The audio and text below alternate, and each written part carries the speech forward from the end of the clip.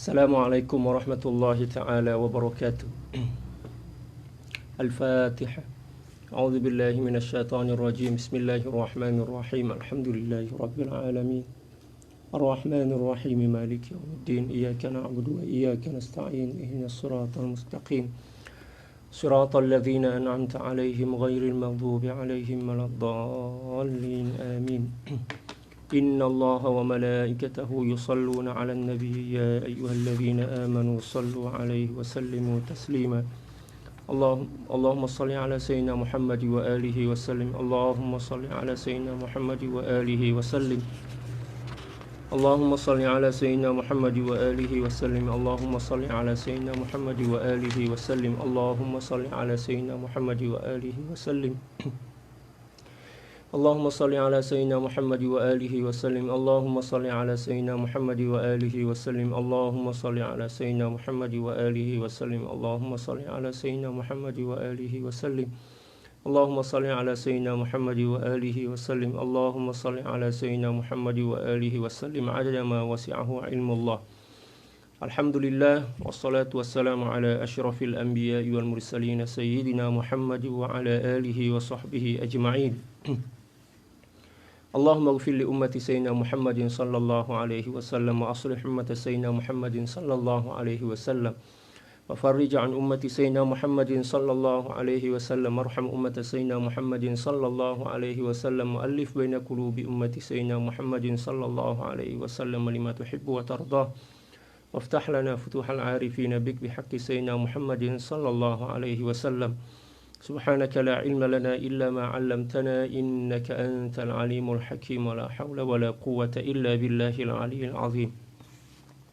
Wa sallallahu ala sayyidina Muhammad wa ala alihi wa sahbihi wa sallam. Alhamdulillahi rabbil alamin. Alhamdulillah kita kembali berjumpa dalam kajian tasawuf daripada kitab Haqaiq Anit Tasawuf karangan daripada Sayyidi Syekh Abdul Qadir Isa Al-Halabi radhiyallahu taala an, dan juga kitab Mi'rajut Tashawuf ila Haqaiqit Tasawuf karangan daripada Sayyidi Syekh Ahmad Ibnu Ajibah radhiyallahu taala an, wa nafa'ana Allahu bi ulumihima wa ulumikum fid darain Allahumma amin. InsyaAllah pada subuh atau pagi ini kita akan memulakan dengan kitab yang pertama, yaitu kitab Haqaiq Anit Tasawuf. Dan kita telah sampai kepada muka surat 197 yang menerangkan tentang khalwat. Apa maksud daripada khalwat dalam tasawuf? Khalwat bermakna menyendiri atau mengasingkan diri daripada manusia. Demikian juga pada peringkat pertama mengasingkan diri daripada manusia. Pada peringkat yang kedua adalah mengasingkan diri daripada bayangan-bayangan dunia dalam hati dan fikiran. Dan pada peringkat yang ketiga adalah mengasingkan diri daripada kewujudan diri kita sendiri. Dan itulah yang insyaAllah akan beliau bahas dalam kitab ini. Qala al-muallif rahimahullahu ta'ala wa nafa'ana Allahu bi'ulumihi wa ulumi syuyukhihi wa syuyukhina wa jami'a awliya'illahi salihin fid darain Allahumma amin. Al-khalwatu ta'rifuha. قال الشيخ أحمد زروق في قواعده الخلوة أخص من العزلة وهي بوجهها وصورتها نوع من الاعتكاف ولكن لا في المسجد وربما كانت فيه وأكثرها عند القوم لا حد له لكن السنة تشير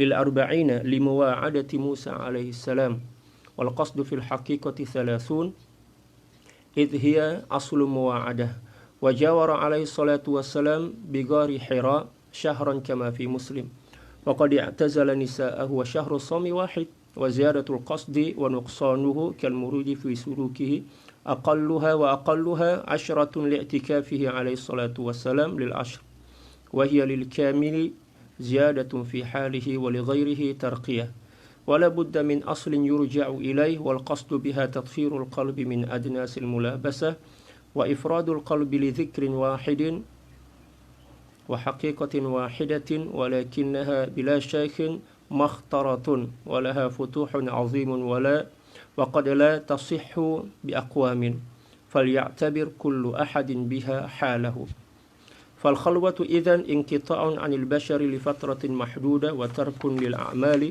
ad-dunyawiyyati limuddatin yasirah kay yatafarraga al-qalbu min humumil hayati allati la tantahi wa yastariha al-fikru min asy-syawagil al-yawmiyyati allati la tanqati'.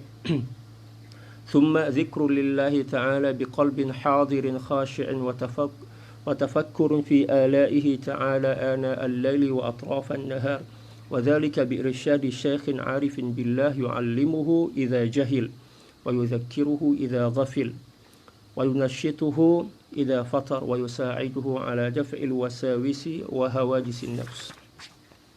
Seterusnya beliau menjelaskan dan menerangkan kepada kita tentang apa yang dimaksud dengan khalwah. Untuk memahami secara mendalam dan benar tentang khalwah ini, maka insyaallah kita akan mencoba untuk mencerna ataupun untuk menghadam kalau dalam bahasa Melayu apa yang beliau jelaskan dalam kitab ini. Dan khalwah ini merupakan di antara amalan atau rukun tarbiyah yang terakhir yang dilalui oleh seorang murid. Setelah melakukan mujahadah, demikian juga bersuhbah, ya, menuntut ilmu, ya, mengambil talqin zikir, demikian juga yang lainnya. Maka proses pertama atau tahapan yang pertama yang akan dilalui oleh seorang murid adalah berkhalwat. Kalau dalam bahasa Melayu bersuluk, ya, dalam bahasa Melayu dipanggil bersuluklah. Ta'rif al-khalwah. Asy-Syaikh Ahmad Zarruq radhiyallahu taala an menyebutkan dalam kaidah tasawuf beliau mempunyai satu kitab yang bertajuk ya Qawaidut Tasawuf. Ya, kaidah-kaidah tasawuf. Seperti mana Sayyidi Ibnu Ajibah radhiyallahu taala an menyusun satu kitab yang menjelaskan tentang istilah-istilah tasawuf. Maka dalam tasawuf ini ada istilah dia, ada kitab yang menjelaskan tentang istilah-istilah tasawuf. Demikian juga ada kitab yang menjelaskan tentang kaedah-kaedah tasawuf, dan juga ada yang menjelaskan tentang usulut tasawuf, ya, prinsip-prinsip umum dalam tasawuf. Beliau berkata khalwah itu lebih khusus daripada uzlah. Dari aspek bentuk dan gambaran, ia adalah satu jenis daripada i'tikaf, akan tetapi tidak dilakukan di masjid walaupun boleh jadi dilakukan di masjid. Jadi khalwah ini lebih khusus dibandingkan uzlah. Kalau uzlah kan setakat mengasingkan diri daripada manusia secara am. Adapun khalwah ialah mengasingkan diri daripada manusia dan kesibukan-kesibukan keduniaan untuk ya, berzikir kepada Allah Subhanahu wa taala, untuk fokus dalam berzikir kepada Allah Subhanahu wa taala di bawah bimbingan seorang mursyid. Adapun uzlah ini walaupun tak ada mursyid tak ada masalah. Berkenaan dengan khalwah kan ada mursyid. Ada seorang mursyid yang mendampingi, yang mengajari, seperti mana insyaallah akan beliau jelaskan pada muka surah seterusnya. Tempo paling lama di sisi kaum sufi ialah tidak mempunyai had tertentu, tetapi sunnah menunjukkan 40 hari, yaitu melalui perjanjian Nabi Musa alaihissalam. Kalau kita melihat kepada kitab-kitab para ulama tasawuf, sebenarnya berkhalwat itu tak mempunyai masa yang terhad. Jadi semua terpulang kepada mursyid yang mendampingi seorang itu berkhalwat. Kalau sekiranya 3 hari ya, belum mendapati atau belum sampai kepada natijah atau matlamat daripada berkhalwat, maka seorang mursyid itu akan menambah jumlah atau bilangan hari yang akan dilalui oleh murid dia dalam berkhalwat. Tetapi kalau sekiranya seseorang murid ini jujur dan ikhlas dalam berkhalwat, demikian juga telah menjadi ketetapan Allah Subhanahu wa taala, dia sampai kepada matlamat berkhalwat dalam sehari, maka setakat sehari aja. Malah ada di antara para aulia itu berkhalwat setakat beberapa jam saja. Contoh apa yang telah dilalui oleh Sayyidi Syekh Abdul Qadir Isa Al-Halabi radhiyallahu taala. Beliau berkhalwat setakat beberapa puluh menit je. Bila mana beliau masuk khalwat di bawah bimbingan Sayyidi Syekh Muhammad Al-Hashimi radhiyallahu taala yang merupakan mursyid beliau. Dalam beberapa jam je setelah beliau masuk ke bilik khalwat, lalu Sayyidi Muhammad Al-Hashimi radhiyallahu taala mengetuk pintu khalwat itu dan memerintahkan Sayyidi Syekh Abdul Qadir Isa untuk keluar daripada bilik khalwat Dan beliau mengatakan, kamu telah sampai kepada tujuan dan matlamat daripada berkhalwat. Tapi ada juga yang melalui khalwat ini berulang-ulang kali. Mungkin ketika guru dia bagi masa pada peringkat pertama khalwat, misal 3 hari, dia tak berjaya, maka syekh akan mengajak murid itu untuk dia melakukan mujahadah sebagai persiapan khalwah yang kedua kalinya. Demikian juga seterusnya. Demikian. Jadi kalau sekiranya seseorang itu tak berjaya dalam berkhalwat, bukan berarti guru dia tak mantap, bukan berarti guru dia tak cukup syarat sebagai seorang mursyid. Khalwat ini adalah satu amalan yang merupakan satu di antara rukun tarbiyah. Walaupun berkenaan dengan natijah dia itu terpulang kepada Allah Subhanahu wa taala. Itu adalah rizki. Ada orang yang berpuluh-puluh kali berkhalwat barulah sampai kepada matlamat dan tujuan daripada khalwat. Ada orang yang sekali ya, ada juga yang 2 kali, 3 kali kan. Ya, macam itu. Oleh sebab itu beliau mengatakan di sini tempo paling lama di kalangan ahli tasawuf berkenaan dan khalwat ini mempunyai hati yang tidak tertentu. Terpulang kepada terpulang kepada keputusan seorang mursyid yang mendampingi dia.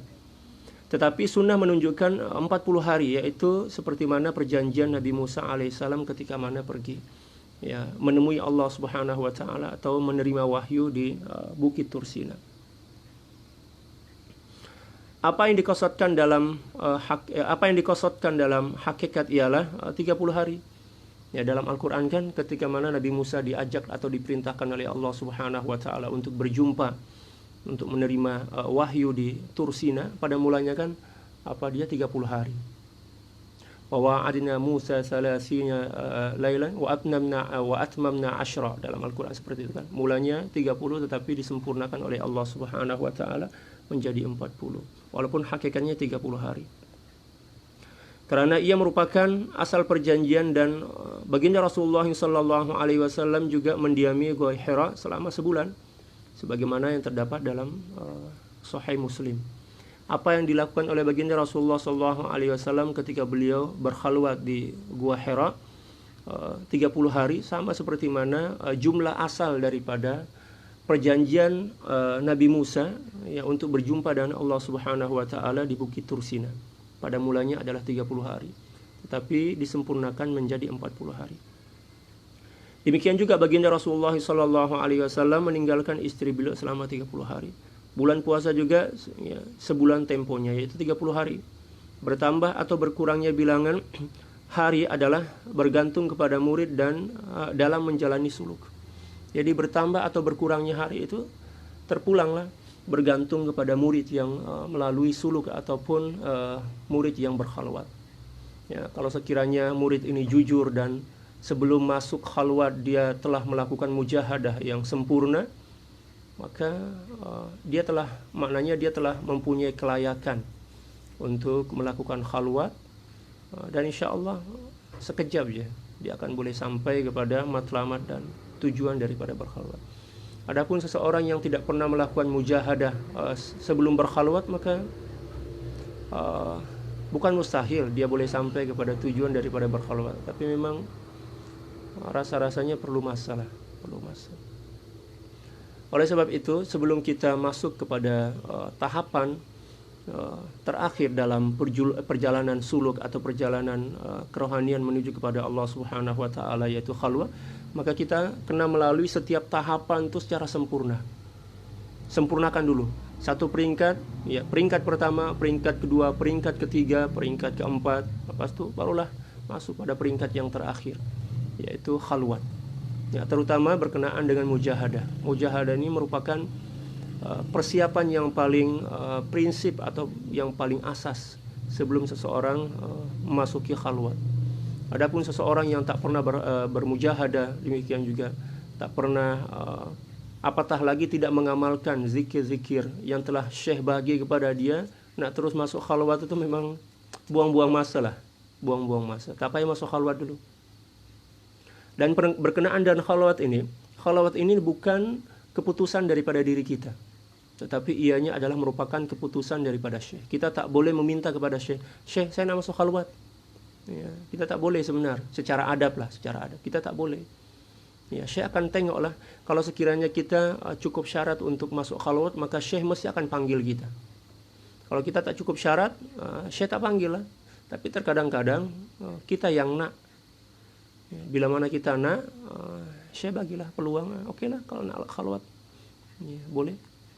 Tetapi selalunya seorang tak sampai kepada natijah sebab dia berkhalwat itu mengikut keinginan dia, bukan mengikut keinginan Syekh.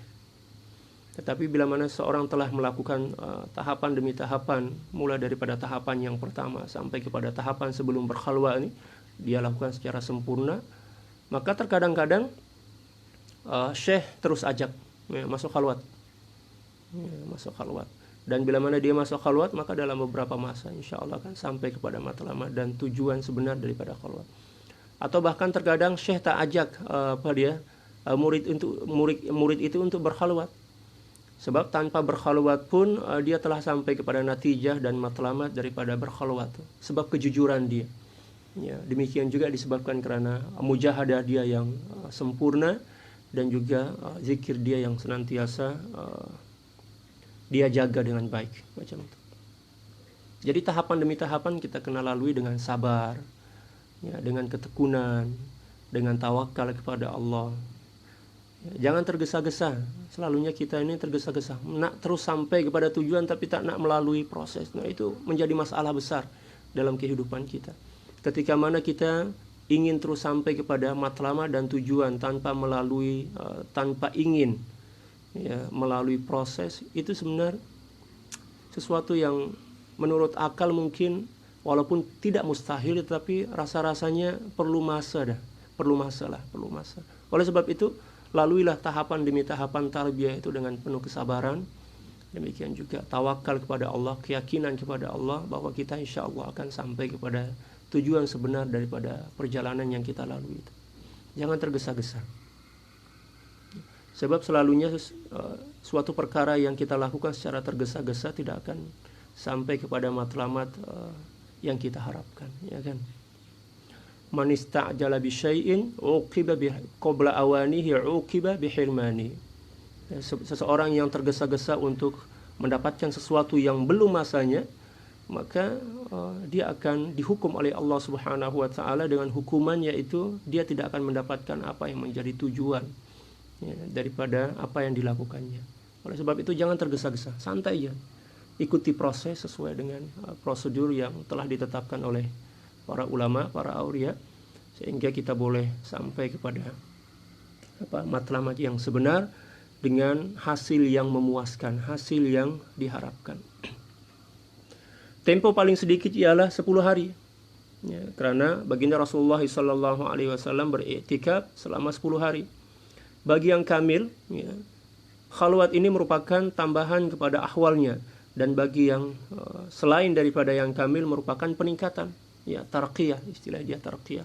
Khalwat memerlukan asal, ya, sebagai tempat merujuk. Asal yang dimaksud di sini adalah guru dan ilmu. Sebelum kita masuk khalwat tuh, kita kena belajar dulu tentang ilmu khalwat. Ya. Jangan suka-suka hati ambil bai'ah terus masuk khalwat. Oh, tak boleh.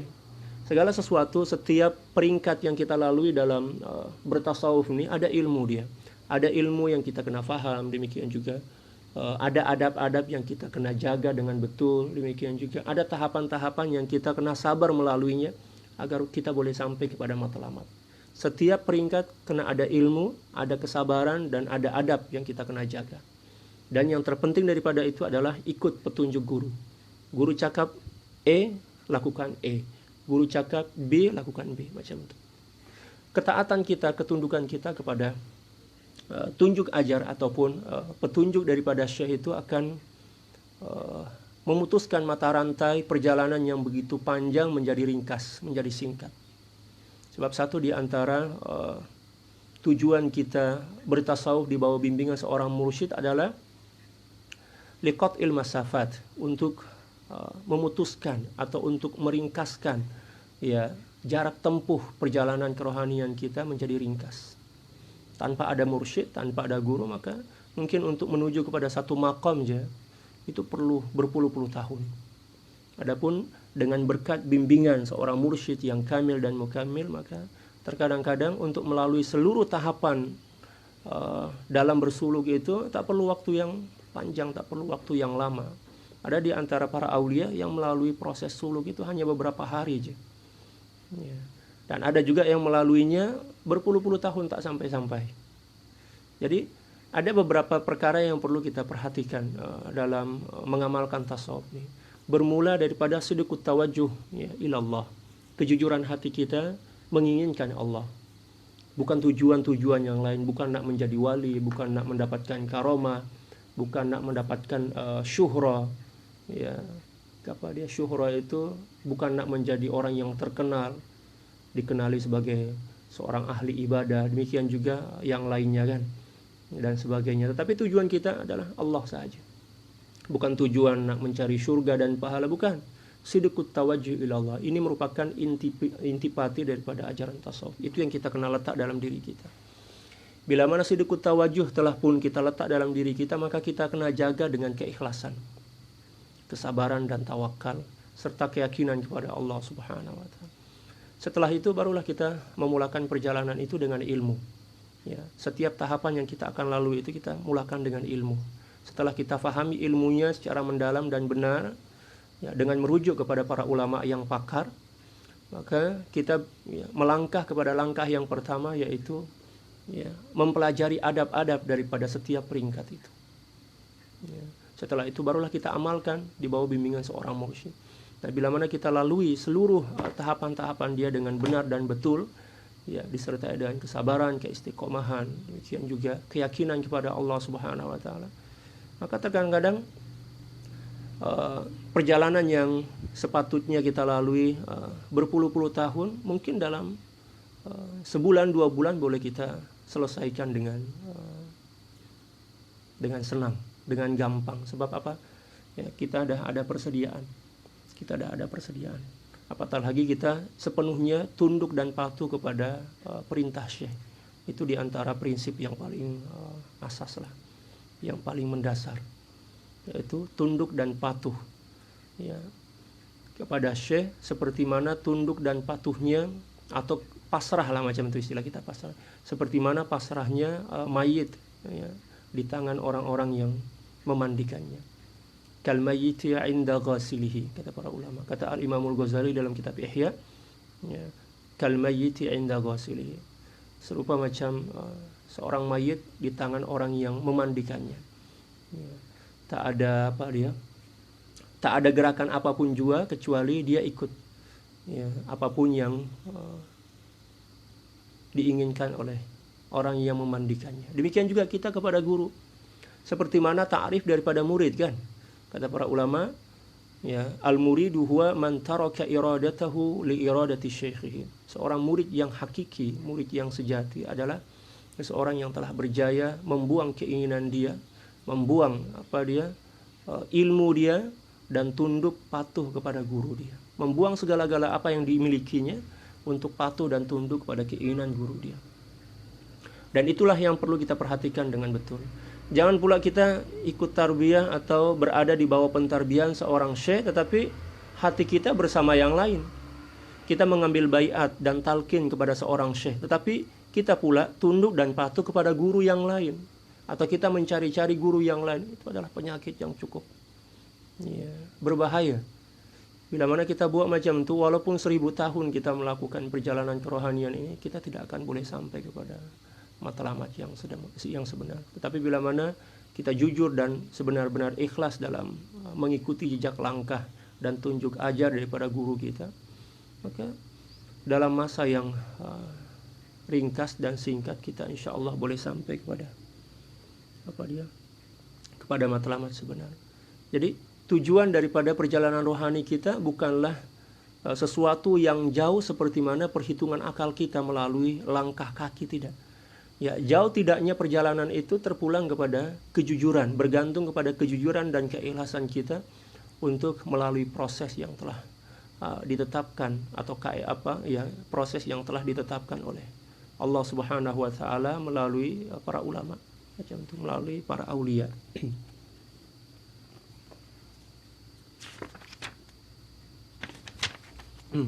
Seterusnya kata beliau, Di sini beliau akan menjelaskan tentang apa sebenarnya tujuan daripada berkhalwat. Ya. Ramai di antara kita yang menjadikan tujuan khalwat, menjadikan khalwat itu sebagai wasilah untuk mendapatkan karamah kan. Dan itu adalah suatu pengkhianatan, penyelewengan. Ya. Sebab tidaklah Allah Subhanahu wa taala mensyariatkan khalwat dengan tujuan keduniaan. Dan karamah itu di antara tujuan keduniaan. Ya, sebab dalam istilah tasawuf, dunia itu bukan setakat apa yang nampak oleh mata zahir kita. Kereta, duit, emas, permata, kekayaan, bukan. Dunia dalam pandangan tasawuf adalah ad-dunya kullu ma siwa Allah. Kullu ma siwa Allah. Segala sesuatu selain daripada Allah dalam pandangan tasawuf itu dikira sebagai dunia. Ya, sama ada dunia dalam pandangan kita sebagai orang awam, harta, benda, demikian juga yang lainnya. Demikian juga amal kita itu dikira sebagai dunia dalam pandangan tasawuf. Ya. Sebab dalam pandangan tasawuf ini adalah dunia itu adalah kullu ma siwallah, segala sesuatu selain daripada Allah. Amalan kita pun dikira sebagai dunia bila mana amalan itu menyebabkan kita semakin jauh daripada Allah.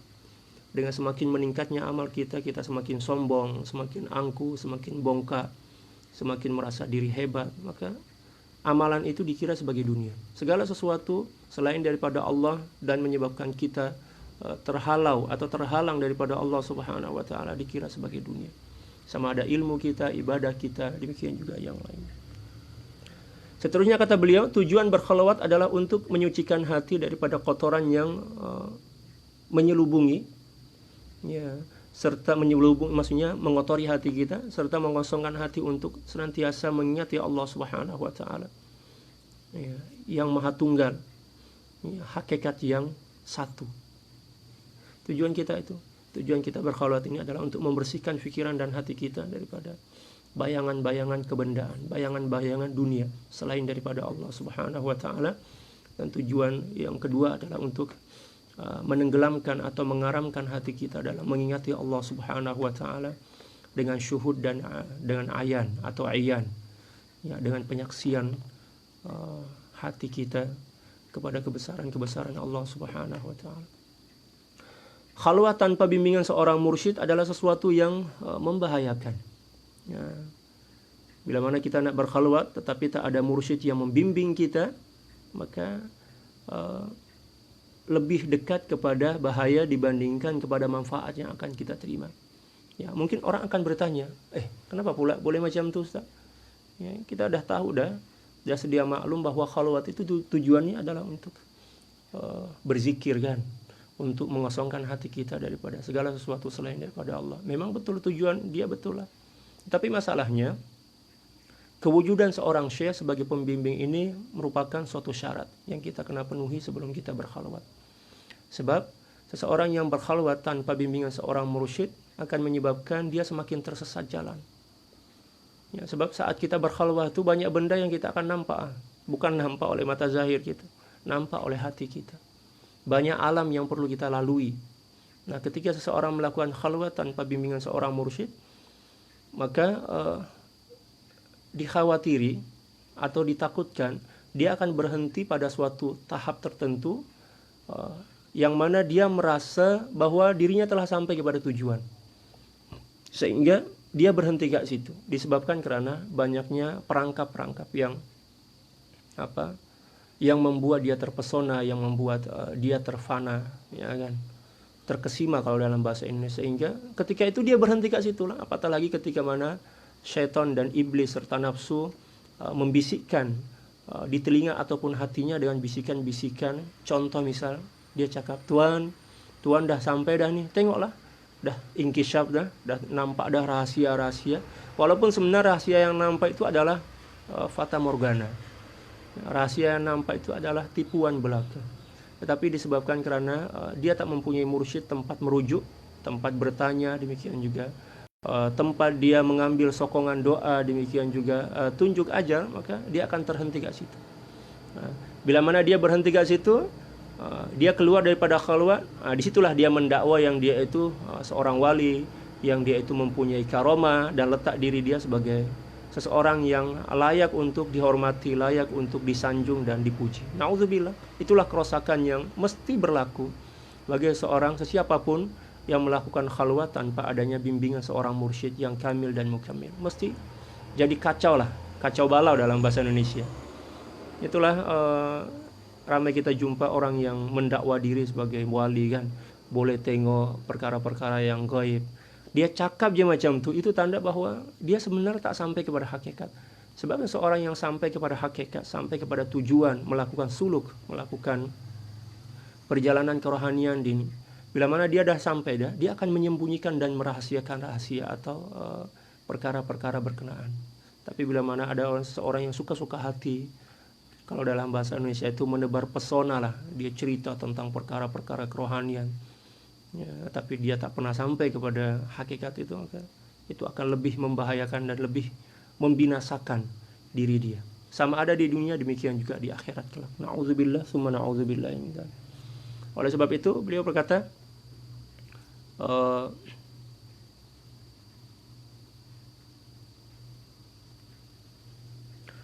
mana tadi?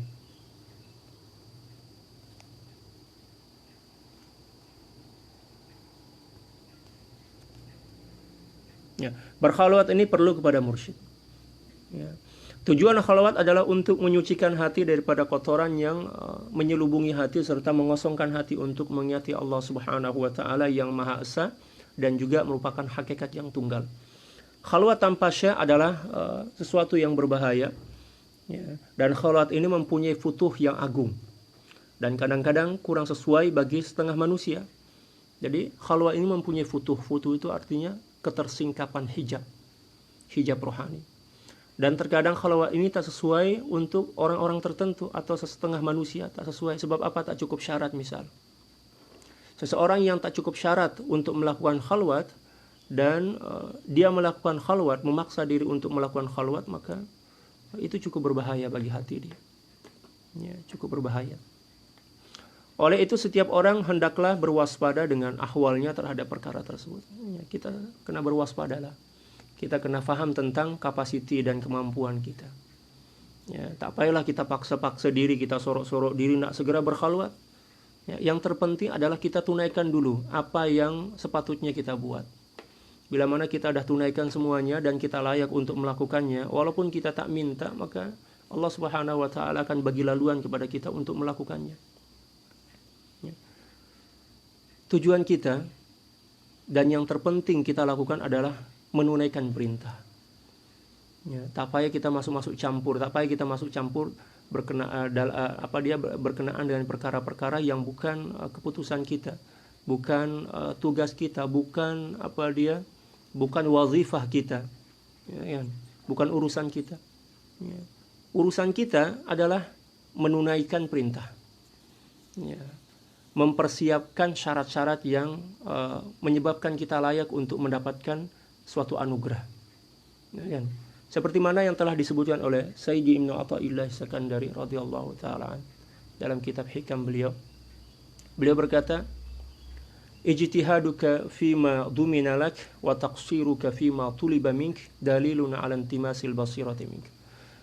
Ya, kesibukanmu, semangatmu, usahamu untuk menuntut dan mencari sesuatu yang telah dijamin oleh Allah Subhanahu wa taala mesti akan engkau peroleh.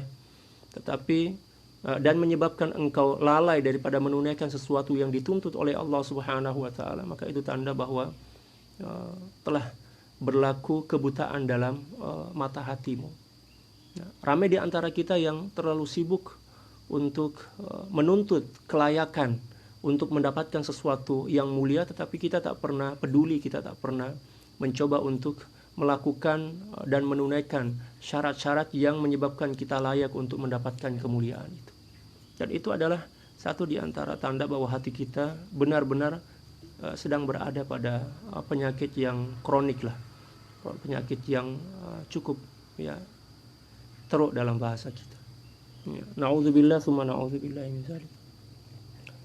Dari sini khalwat dikira sebagai mengasingkan diri daripada manusia untuk tempo tertentu, meninggalkan kerja-kerja dunia kita buat masa tertentu, bertujuan mengosongkan hati daripada kesibukan dunia, kesibukan hidup, ya, yang tidak berkesudahan, serta merehatkan fikiran daripada hiruk pikuk kehidupan keseharian yang tidak putus-putus.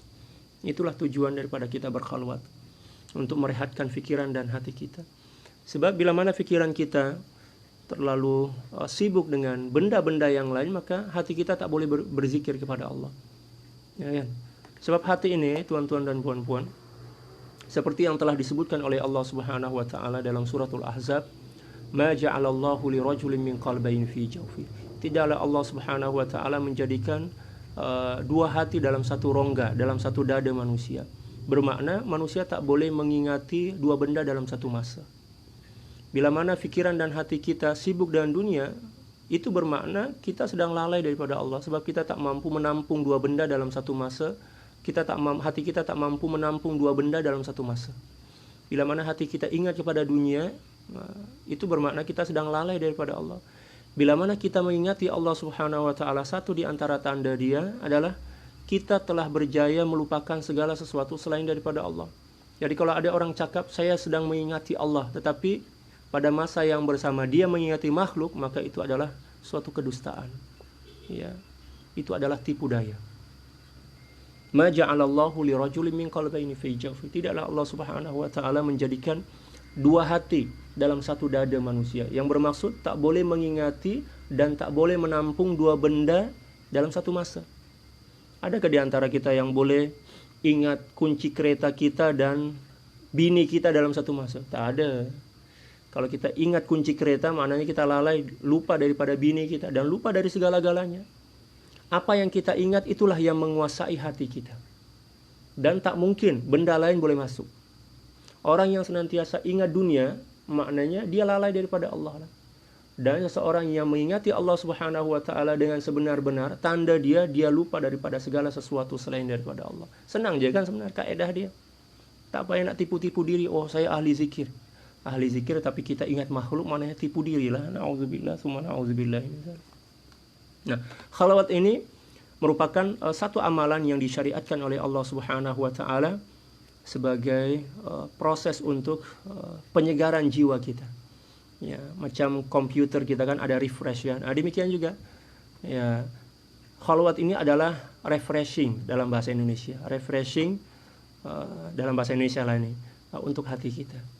Ya, jadi untuk refreshing hati itu tak perlu kita pergi melancong ke sana kemari, tak perlu. Khalwat itulah ya cara untuk menyegarkan kembali hati kita. Ya, untuk memusatkan kembali fikiran ya dan fokus kita kepada Allah Subhanahu wa taala. Macam itu. Allahu akbar. Seterusnya kata beliau radhiyallahu taala, setelah itu dia mengingati Allah Subhanahu wa taala dengan hati yang hadir, hati yang khusyuk, serta memikirkan nikmat-nikmat Allah Subhanahu wa taala sama ada di waktu malam, demikian juga di siang hari. Ya. Semuanya berjalan melalui petunjuk seorang syekh yang arif billah, ya kan? Ya, dia akan mengajarnya apabila dia jahil, tidak mengetahui tentang sesuatu yang berkenaan dengan khalwat dia. Dia akan beritahu lah. Ya. Dan kita pun juga kita kena bagi tahu kepada syekh apa yang berlaku ketika mana kita berkhalwat tuh. Nah, kalau kita berkhalwat kan selalunya ada masa-masa tertentu syekh akan mengajak kita muzakarah. Ya. Dalam masa tertentu ketika mana kita berkhalwat. Misal, syekh bagi tahu, insyaallah awak akan berkhalwat selama 3 hari. Misalnya. Maka di hari pertama selalunya syekh akan mengajak kita untuk rehat sejenak. Ya. Dengan tujuan untuk bermuzakarah. Syekh akan tanya, apa yang nampak, apa yang kamu jumpai dalam sehari lepas. Kita kena jujurlah bagi tahu, syekh saya tak boleh fokus, syekh. Kita kena bagi tahu, syekh saya walaupun tubuh badan saya dalam khalwat, tapi fikiran saya masih lagi melanglang buana, maknanya pusing-pusing kat dunia ni. Kita kena bagi tahu kepada syekh. Jangan pula kita tunjuk-tunjuk diri ke hadapan syekh. Alhamdulillah syekh, baik-baik je. Saya senantiasa hadir bersama Allah. Jangan tipu syekh, syekh akan tahu yang kita ini tipu dan dusta kan. Ya, alangkah lebih baiknya kita jujur, syekh mohon maaf syekh, sehari dah masuk khalwatnya tapi hati saya masih lalai. Saya tidur je, ya kan? Saya banyak tidur. Ya, setiap saya nak mulakan zikir itu banyak lintasan-lintasan yang lalu ke fikiran dan hati saya. Akhirnya bagi tahu syekh lah. Jangan pula kita nak tunjuk diri yang kita ini hebat. Ya. Apatah lagi kita cakap, Syekh, alhamdulillah saya dah sampai semalam saya tengok lautannya luas, lautan macam-macam lah kan. Ya, tengok binaan-binaan yang indah, lepas itu ada bisikan-bisikan, alhamdulillah saya dah sampai dah, Syekh. Nauzubillah. Ya, itu adalah tipuan lah. Kita kena bagi tahu, Syekh mohon maaf. Ya, dalam berkhalwat semalam atau malam tadi, ya, ada bayangan yang datang menjumpai saya. Ya, dia cakap bla bla bla macam itu kan. Kita bagi tahu, Syekh. Syekh akan tengoklah, Syekh akan dengar. Oh iya, Syekh akan faham, mesti Syekh faham. Sebab Syekh pernah melalui jalan tuh. Oh, ini tipuan nih. Oh, ini tipuan nih. Oh, ini iblis nih. Ini setan nih, ini nafsu nih. Ya, macam tuh. Ya, dan Syekh akan bagi tahu, oh cara untuk menghilangkan bisikan ini macam ini. Cara untuk menghalau bayangan-bayangan ini macam ini, macam. Tapi kalau kita senyap, ya apatah lagi kita tunjuk diri yang kita ini hebat. Oh, saudara, 1000 tahun kita berkhalwat, 1000 tahun kita buang-buang masa. Nauzubillah. Oleh sebab itu, sebelum berkhalwat ini kena ada ilmu dulu. Kena ada ilmu dulu. Baca dulu, pelajari dulu ilmu tentang khalwat. Ya, dengan secara mendalam, dan tanyalah kepada orang-orang yang pernah melaluinya. Jangan pula tanya kepada tukang jual sayur di pasar macam mana cara berkhalwat, atau tanya kepada orang yang tak paham langsung tentang khalwat. Macam mana kita boleh mendapatkan maklumat yang baik, yang betul? Kita kena tanyalah kepada orang yang dah melalui khalwat itu dan telah berjaya sampai kepada matlamat daripada khalwat. Ya, kalau kita malu tanya kepada Syekh, sekurang-kurangnya tanyalah kepada murid-murid Syekh yang telah berpengalaman. Macam itu. Akan tetapi lebih baiknya kita tanya kepada Syekh yang lebih pakar. Macam itu. Jangan pula belum lagi ada ilmu tentang khalwat, dah ya paksa diri, sorok-sorok diri, Syekh, saya nak ikut khalwat, Syekh, saya rindu sangat. Ya, rindu kepada Allah itu cara mengungkapkan kerinduan kita kepada Allah bukan setakat melalui khalwat. Ya. Adapun bila mana cara mengungkapkan atau nak mengekspresikan rasa rindu dan cinta kita kepada Allah melalui khalwat, manakala kita tak cukup syarat untuk melakukannya, maknanya kita buang-buang masa lah kan. Ya, alangkah lebih baiknya kita rujuk dulu kepada guru kita, minta tolong, Syekh boleh tak Syekh maklumkan kepada kami, bagi tahu kepada kami tentang segala perkara berkenaan dan khalwat. Syekh akan bagi tahu, Syekh akan terangkan. Tapi terkadang-kadang kita ini bukan malu, tapi kalau dalam bahasa Indonesia tuh kalau dalam bahasa kita, dalam bahasa Melayu ini maknanya sombong lah. Ya, kepada Syekh itu kita tak bertanya tentang sesuatu yang kita tak faham kepada Syekh, itu bermakna kita sombong, bukan malu. Ya, malu pada perkara-perkara yang tak sepatutnya kita malu, itulah yang dipanggil dengan sombong sebenar. Boleh paham? Ya, contoh misal, kita tak faham tentang suatu perkara, apa yang sepatutnya kita buat? Fas'alu ahla dzikri in kuntum la ta'lamun. Bertanya kepada para ulama, pada pakar lah kan. Tapi kita tak nak bertanya dengan alasan malu. Bila mana kita tak nak bertanya tentang perkara yang kita tak faham dengan alasan malu, itulah hakikat sombong. Ya, itulah hakikat sombong. Na'udzubillah summa na'udzubillahi min dzalik. Atau terkadang-kadang kita rasa diri, takkanlah saya bertanya kepada murid kanan Syekh ini. Ya, rasa-rasanya saya lagi alim, lagi paham dibandingkan dia. Oh sudahlah, hancur dah. Ya, itulah sifat ego ataupun sifat sombong dan angkuh bongkak yang ada dalam diri kita.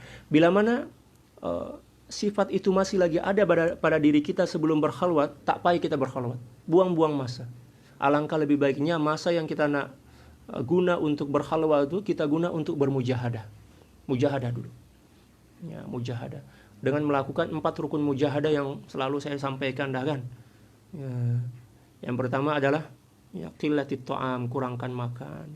Ya, qillatil manam, kurangkan tidur. Ya, qillatil kalam, kurangkan cakap. Dan qillatil anam, kurangkan kawan.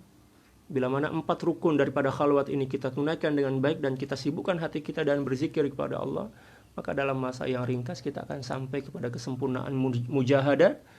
Dan setelah mujahadah kita sempurna dan kita telah mempunyai maklumat yang cukup tentang khalwat, maka maknanya kita telah cukup syarat untuk masuk khalwat. Dan bila mana kita masuk khalwat di bawah bimbingan seorang mursyid, sekejap aja boleh sampai kepada tujuan dan matlamat sebenar daripada perjalanan kerohanian. Ya. Macam tu. Allahu Akbar. Semuanya berjalan melalui petunjuk seorang syekh yang arif billah. Dia akan mengajarkan apabila seorang murid itu jahil, tak faham.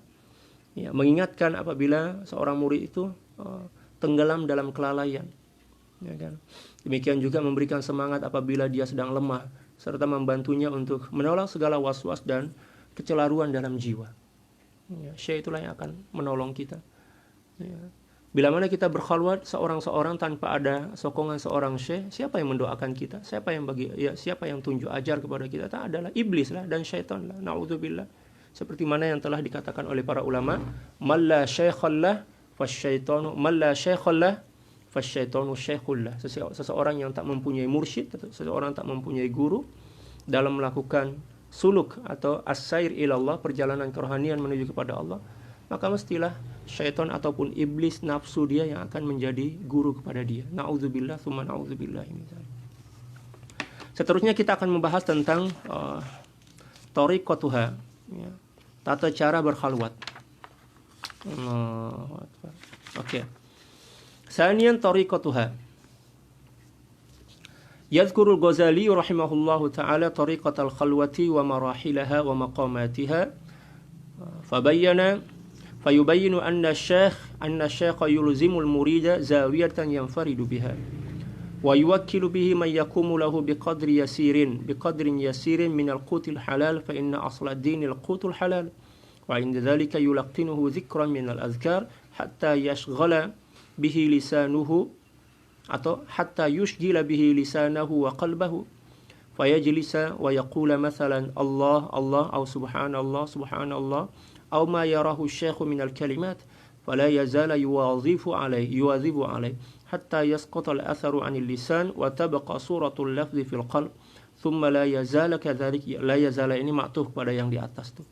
ثم لا يزال كذلك حتى تمحى من القلب حروف اللفظ وصورته وتبقى حقيقة معناه لازمة للقلب حاضرة معه غالبة عليه قد فرغ عن كل ما سواه لأن القلب إذا اشتغل بشيء خلا عن غيره أي شيء كان فإذا اشتغل بذكر الله تعالى وهو المقصود خلا لا محالة من غيره وعند ذلك يلزمه أن يراقب وساوس القلب والخواطر التي تتعلق بالدنيا وما يتذكر فيه مما قد مضى من أحواله وأحوال غيره فإنه مهما اشتغل بشيء منه ولو في لحظة خلى قلبه عن الذكر في تلك اللحظة وكان أيضا نقصانا فليجتهد في دفع ذلك ومهما دفع الوساوس كلها ورد النفس إلى هذه الكلمة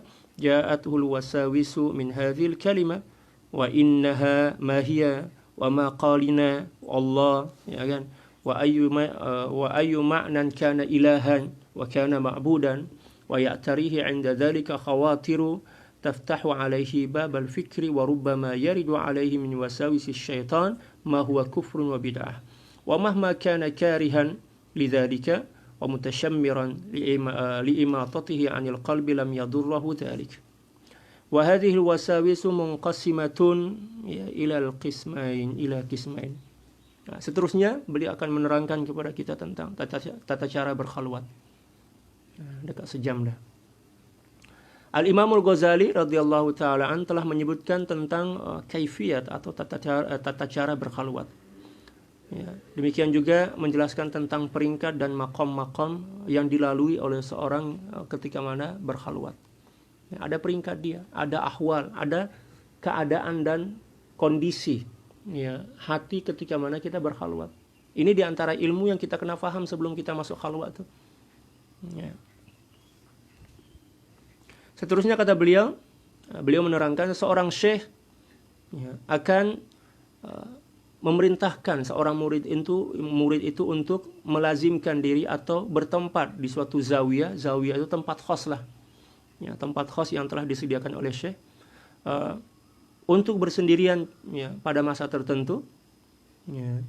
dan menyuruh seseorang untuk berkhidmat kepadanya, untuk menyediakan makanan yang halal kepadanya, sekedar keperluan aja. Keperluan apa? Keperluan jasad, bukan keperluan nafsu. Kalau keperluan nafsu ini tak ada had. Kita kena batasi dengan keperluan jasad saja. Dan selalunya masa berkhalwat ini kita diperintahkan oleh Syekh untuk berpuasa. Berpuasa. Karena asal agama adalah makanan yang halal. Ketika itu Syekh akan mentalkinkan sejenis zikir sehingga lisan dan hati dia akan sibuk dengan zikir tersebut. Macam itu. Jadi mula-mula Syekh akan bagi tahu, Mamai sini, saya nampak awak ni dah, insya-Allah cukup syarat untuk berkhalwat. Nah, khalwat ini boleh dilakukan secara infiradi, secara individu lah, keseorangan, ataupun secara jama'i, secara kelompok, melalui jamaah lah, berjamaah boleh mengikut kehendak Syekh. Bila mana secara berjamaah ataupun secara infiradi, maka Syekh akan menugaskan seseorang tertentu atau kumpulan tertentu untuk berkhidmat, untuk masak, untuk menyediakan makanan lah, berbuka dan sahur bagi setiap murid yang berkhalwat. Jangan pula kita yang masak, kita yang pergi beli beras, misal beli lauk, hancur lah, bukan khalwat lah tuh. Jadi disunnahkan bagi seseorang yang berkhalwat tuh senantiasa dalam keadaan berpuasa. Demikian juga senantiasa dalam keadaan berwudu, suci lah. Kita kena jaga wudu kita. Semisal kita tertidur ataupun wudu kita batal, maka kita kena segera keluar daripada tempat khalwat itu dengan cara yang telah dijelaskan oleh para ulama, yaitu dengan cara menutup kepala. Menutup kepala bila mana kita nak keluar daripada bilik khalwat untuk sementara masa, sama ada nak keluar untuk berbuka ataupun untuk makan sahur kan. Kita tutup kepala kita, jangan meliarkan pandangan ke sana kemari. Dan banyaklah yang perlu kita sediakan sebelum kita berkhalwat.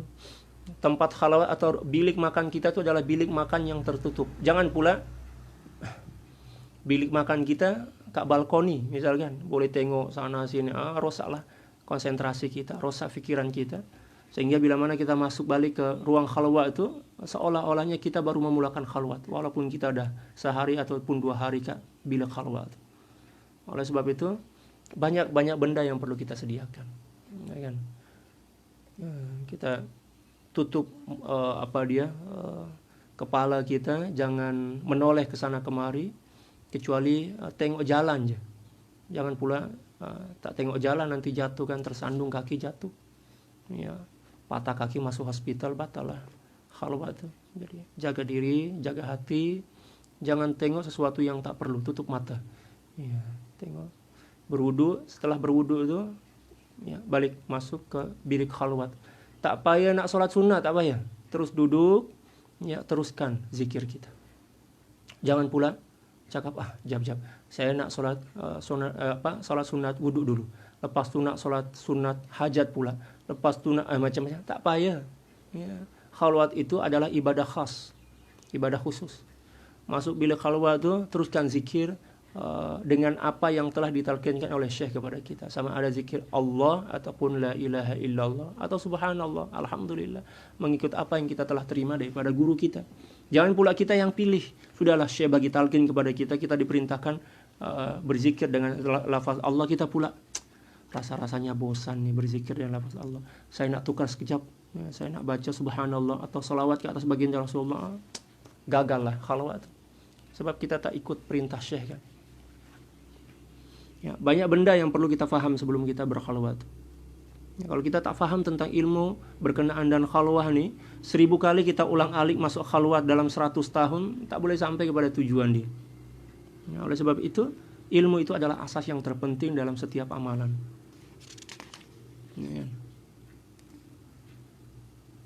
Ketika itu Syekh akan mentalkinkan sejenis zikir, sehinggalah lisan dan hati seorang murid itu akan sibuk dengan zikir yang telah ditalkinkan oleh Syekh.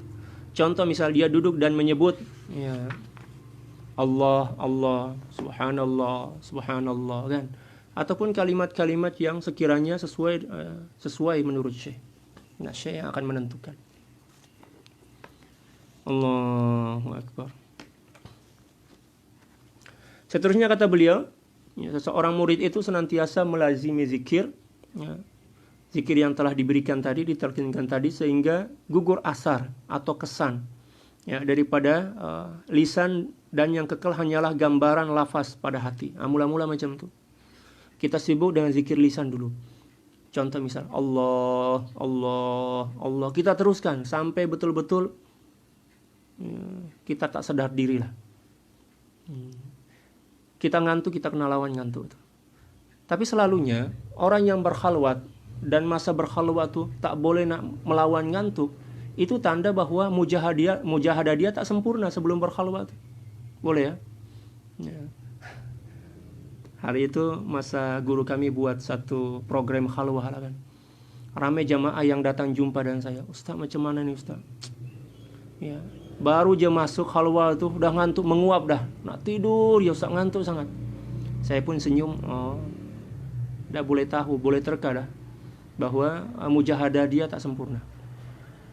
Mujahadah dia tak sempurna. Sebab bila mana seorang sebelum berkhalwah tuh mujahadah dia sempurna, masa berkhalwah tuh dia tak boleh tidur. Sebab apa? Rasa rindu yang menggebu-gebu kepada Allah tak kalah menyebabkan seorang boleh tidur. Ya, contohlah para jamaah sekalian yang sedang rindu dengan kampung halaman, konon kampung halaman lah, walaupun sebenarnya adalah seseorang yang ada di kampung halaman itu kan, sama ada saudara, ibu, istri, suami. Boleh tidur gak? Tak boleh. Ya, ngantuk itu akan merenggut rindu dan cinta itu akan merenggut rasa ngantuk kita. Merenggut itu maknanya mengambil, mencuri rasa ngantuk kita. Adapun seorang yang baru masuk khalwat, baru nak memulakan zikir dah ngantuk, dah apatah lagi tempat khalwat itu menggunakan ekon kan. Allahu Akbar, mestilah ngantuk, tidur. Ya, kalau mujahadah dia tak betul, mujahadah dia tak sempurna. Tapi seorang yang mujahadah dia sempurna sebelum berkhalwat itu, dalam khalwat itu memang dia tak boleh tidur. Rasa rindu akan semakin membara dalam jiwa dia. Rindu kepada Allah. Oleh sebab itu sempurnakan dulu syarat-syarat dan segala apa yang kita perlukan sebelum berkhalwat, barulah kita masuk khalwat. Ya, agar kita tak buang-buang masa. Tapi kalau nak try dulu macam mana rasa dalam berkhalwat itu, boleh juga, tapi sebenarnya pertama buang-buang masa. Yang kedua pula rasa suul ada pula. Seolah-olah kita menganggap bahwa khalwah itu adalah suatu permainan yang boleh kita coba, yang boleh kita try kan. Na'udzubillah. Tak boleh lah. Kalau tak cukup syarat tak apa ya, sorok-sorok diri nak buat. Ya, sempurnakan dulu syarat dia, segala apa yang kita perlukan dalam berkhalwat, lepas itu barulah kita berkhalwat. Pada mulanya saat kita berzikir nih, seperti mana zikir yang telah ditalkinkan oleh Syekh, kita sibukkan dengan lisan kita dulu. Allah, Allah, Allah kan. Bila mana lisan kita telah betul-betul sempurna dalam berzikir dan dalam masa yang telah dirasa cukup oleh Allah Subhanahu wa taala, maka walaupun lisan kita melafazkan atau mengucapkan lafaz Allah, tetapi lafaz Allah atau apa yang kita dengar daripada lafaz Allah itu dah tak berkesan kepada hati kita. Dia akan bertukar menjadi satu gambaran tentang apa yang kita sebut itu, yaitu lafaz Allah kan. Dia akan melekat pada fikiran dan hati kita. Pada mulanya macam itu. Kita akan baca, tengok lagi apa yang beliau cakap. Ya.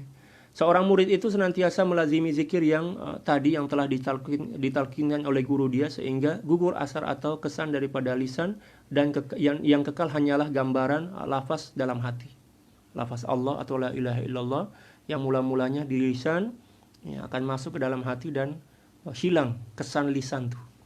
Lafaz yang kita sebutkan menggunakan lisan tuh. Tapi bukan bermakna kita berhenti berzikir dengan lisan, tetaplah berzikir dengan lisan. Ya, sebab kita belum sampai kepada natijah. Dia akan berterusan dalam keadaan sedemikian sehinggalah huruf dan gambaran lafaz terpadam daripada hati, dan senantiasa hati ini melazimi zikir itu. Ya, zikir itu senantiasa terpahat dalam hati, menyentuh hati kita, dan sedikit demi sedikit, satu demi satu huruf yang merungkai atau merangkai daripada lafaz zikir itu akan hilang, gugur, hilang satu demi satu. hadir bersamanya serta mengalahkan lafaz ataupun hakikat maknanya. Bila mana lafaz itu dah hilang daripada gambaran hati dan pikiran kita, maka yang akan hadir adalah makna kepada lafaz itu. Hati menjadi kosong daripada segala sesuatu kecuali hakikat makna. Ini karena apabila hati sibuk dengan sesuatu, maka dia akan kosong daripada yang selainnya, walau apa jua sekalipun. Apabila dia sibuk dengan zikir Allah Subhanahu wa taala, dan itulah yang menjadi qasad atau tujuan daripada berkhalwah, maka tidak syak atau tidak diragui lagi bahwa dia telah sunyi daripada selain daripada Allah. Allahu Akbar. Ketika itu, ya, apa yang mesti dilakukannya ialah mengawasi was-was hati yang mula-mula berlaku dalam fikiran kita ketika mana kita memulakan khalwah. Itu adalah bayangan-bayangan makhluk. Apa yang kita pernah lalui di masa hidup kita. Kita pernah makan tom yum, pernah makan KFC, macam-macam lah, terbayang kasih semua. Walaupun lisan kita berzikir. Nah, bila mana kita terus berzikir, maka satu demi satu bayangan-bayangan segala apa peristiwa yang pernah kita lalui dalam hidup itu akan sirna satu demi satu. Apa yang menyebabkan bayangan itu sirna? Zikir lisan kita. Zikir lisan. Oleh sebab itu jangan berhenti menggunakan zikir lisan. Tetap Allah, Allah nampak KFC. Allah, teruskan. Allah, Allah nampak ayam bakar. Allah, teruskan. Jangan pula kita berhenti. Oh, sedapnya ayam bakar tuh. Saya beli dulu ke kedai itu, murah pula. Dia bagi diskon. Ada. Ya. Hancur pikiran kita. Teruskan berzikir Allah, Allah. Bila mana dah hilang dah, ya, sirna seluruh bayangan-bayangan makhluk itu, zikir akan masuk ke dalam hati. Lafaz, bayangan lafaz akan hilang, ya, dan yang berbaki adalah makna kepada lafaz itu.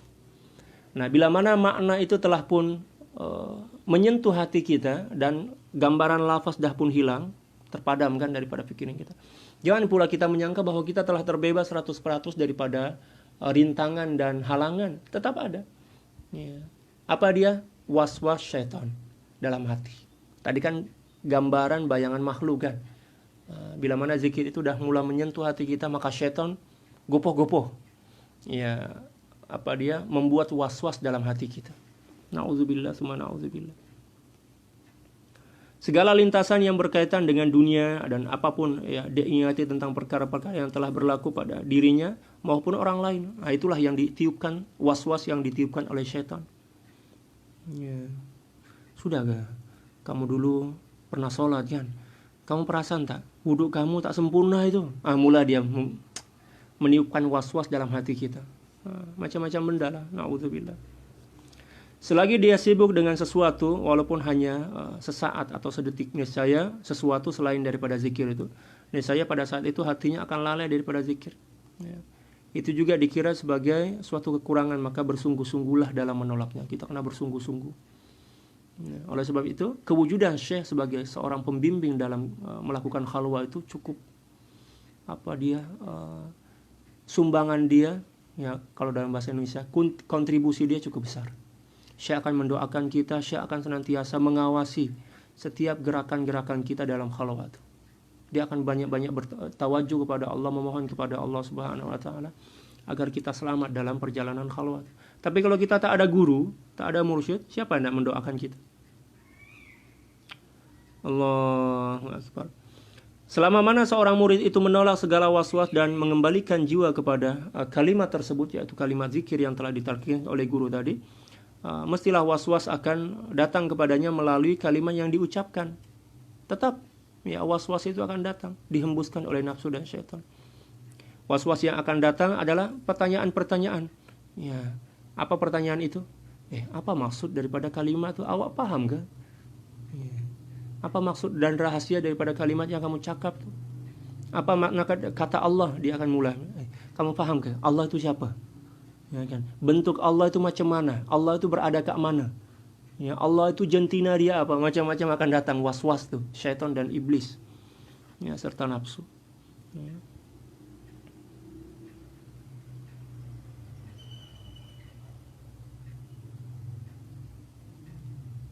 Seterusnya dia akan meniupkan was-was.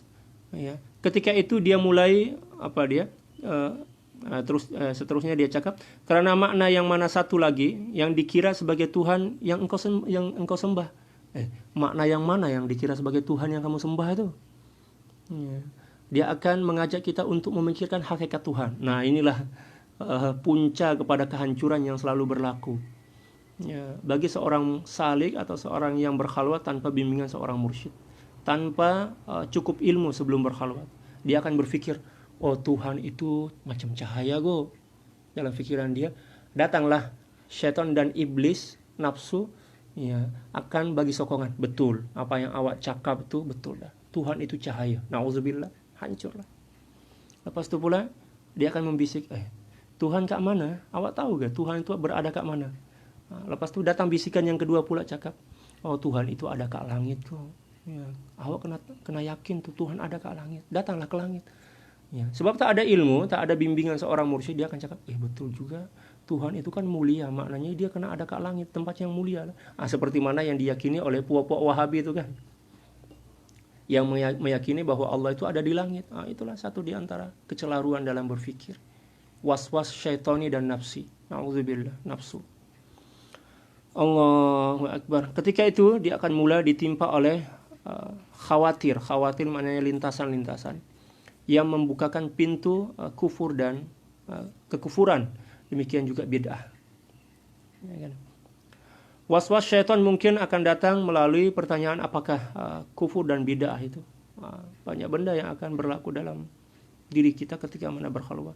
Selagi murid benci kepada was-was tersebut serta berusaha untuk menghilangkan, memalingkan fikiran dia daripada bisikan-bisikan itu, maka insya Allah dia akan selamat sampai kepada tujuan.